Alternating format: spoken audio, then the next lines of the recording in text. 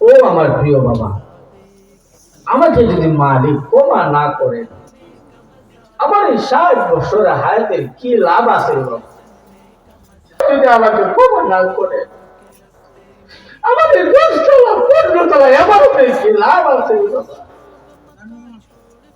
একবার ভাবছেন যে বাবা, আমাদের যদি আমার আল্লাহ ক্ষমা না করে, আমার এই সিস্টেম কি লাভ আছে রে বাবা?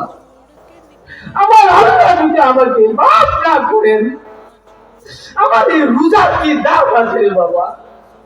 আমার আল্লাহ যদি আমাকে ক্ষমা না করেন, আমার এই এতগুলি সন্তানের কি লাভ আছে রে বাবা? আমাকে আমার আল্লাহ যদি মাফ না করেন, তাহলে আমার এই এত আলিশান বাড়ি, এত আলিশান গাড়ি দিয়ে আমার কি লাভ আছে রে বাবা? একবার বাবারে যুবক ভাই, জোয়ানির শক্তি আসে শরীরের মধ্যে, আর মালিকের কাছে আছে ক্ষমা।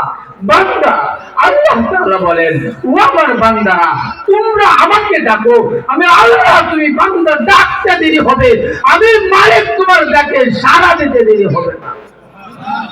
ও যুবক ভাই, ও বৃদ্ধ বাবা,